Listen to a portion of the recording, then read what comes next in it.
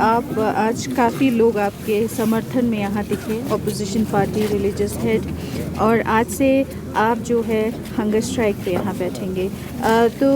जिस तरह के टॉक्स फेल होने की बात कर रहे हैं एपिक्स बॉडी और केडीए, तो आज आप क्या कहेंगे? इससे क्या मैसेज आप सोच रहे हैं कि क्या पहुँचेगा सेंट्रल के लिए?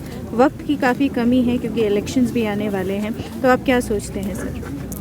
जी, मैं यही सोचता हूँ कि लद्दाख का जो हक है, लद्दाख के साथ जो वादा किया गया है 6 शेड्यूल अलग अलग मिनिस्ट्रीज़ के मीटिंग्स में और मैनिफेस्टोज़ में 2019-2020, तो हमारे सरकार और रूलिंग पार्टी ने वादे किए हैं लद्दाख से, तो वो वादा उन्हें निभाना चाहिए। नहीं तो उनके माथे पर भी एक कलंक रहेगा कि वो सच्चे नेता नहीं हैं। वो मतलब बेईमानी के बराबर होगा अगर आप किसी को वादा करते हैं और फिर उस पे मुकर के आप कुछ का कुछ देने की बात करते हैं। जैसा मैं कह रहा था कि ये एक चेक जो दिया गया था 6 शेड्यूल आपको हम देंगे, वो कैश करते समय बाउंस हो गया।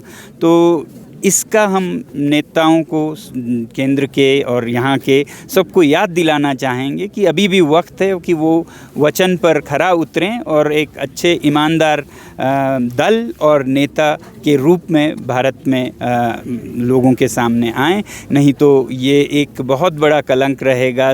आगे चुनाव हैं, तो चुनाव में कोई भी राज्य, कोई भी नागरिक विश्वास नहीं कर पाएगा उनके वादों पर। जो लद्दाख के साथ हुआ वो हर एक के साथ हो सकता है, ऐसा लोगों को लगेगा। तो मैं समझता हूँ कि ये हमारा भी दायित्व है। अगर कोई वादा तोड़ता है तो वादा तोड़ने वाले की तो गलती है ही, मगर जो वादा ले भी नहीं पाता है, वचन दिया है उसका अमल नहीं ले पाता है, उस पर भी धिक्कार है कि वो चेक लेके बाउंस भी हुआ और खामोश भी रहा। तो जुल्म और गुनाह है जुल्म करना, मगर जुल्म सहने वालों की भी गुनाह है अगर वो चुपके से सहें। तो हम तो ज़्यादा किसी और पे जुल्म नहीं करेंगे, हम किसी को अगवा नहीं करेंगे, किसी को टॉर्चर नहीं करेंगे, हम खुद को टॉर्चर करेंगे। यहाँ के लोग, लद्दाख के लोगों के साथ हम 21-21 दिन के वक्फे में, चरणों में आमरण अनशन पे जाएंगे।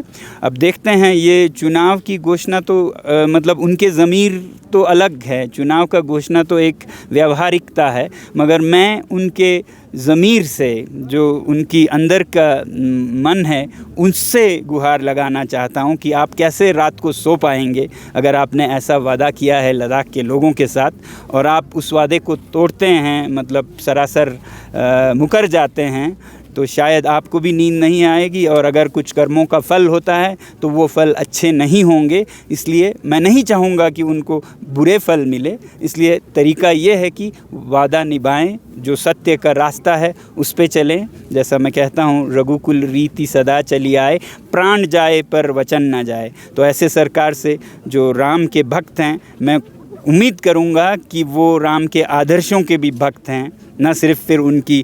नहीं तो लोग सोचेंगे कि वो राम को सिर्फ चुनाव में इस्तेमाल कर रहे हैं, यूज़ एंड थ्रो हो रहा है। अगर वो आदर्शों पे भी चल के दिखाएंगे तो सच में मैं उनका भक्त बनूंगा, मैं खुद। जी, कॉन्स्टिट्यूशनल सेफगार्ड देने की भी बात कही है होम मिनिस्ट्री ने, तो उस पर क्या कहेंगे? क्योंकि पहले कुछ भी विचार नहीं थे लद्दाख को देने के। ये तो मतलब आप किसी भी कंज्यूमर कोर्ट में जाइए तो आपको पता चलेगा कि आपको प्रॉमिस ये किया गया है विज्ञापन में और मिलता कुछ और है। तो एक उपभोक्ता का हक है, कानूनी हक है कि वो वही ले जो उसको वादा किया गया था। आपने घोड़ा वादे किए और हमें गधा मिले और हम चुप ही रहें, तो ये हमारी भी कमज़ोरी होगी और धिक्कार होगा। तो मैं यही कहूँगा कि कॉन्स्टिट्यूशनल क्यों, जब हमारे कॉन्स्टिट्यूशन में पहले से ही लद्दाख जैसे इलाकों के लिए 6वां शेड्यूल बना हुआ है, तो फिर नए से एक और करने की क्या ज़रूरत है? और ऐसा भी नहीं है कि ये लद्दाख को जचता नहीं है, ये लद्दाख के लिए ठीक नहीं होगा। अगर नहीं होता तो आप चुनाव में वादा नहीं करते, 19 में 20 में 2 साल किए, इसका मतलब है आप सोच समझ के वादा किए हैं। तो फिर जब वादा भी किया है और संविधान में ये प्रावधान है भी, तो कोई नया क्यों लेंगे? अगर फिर भी नया थोपें तो हमें तो सबको यही लगेगा कि इसमें ज़रूर कोई चाल है, इसमें ऐसे लूप होल्स हैं जिससे कि ये जो इंडस्ट्रियल लॉबीज़ हैं, माइनिंग लॉबीज़ हैं, वो लद्दाख में आ सकें और यहाँ पर वो अपना खिलवाड़ कर सकें। वरना ऐसा कोई क्यों करेगा जब आपके दुकान में वो सामान है भी और आपने वादा भी उसी सामान का किया है, फिर वो ना दे के कुछ और दें तो फिर आपकी नीयत पे शक होगा।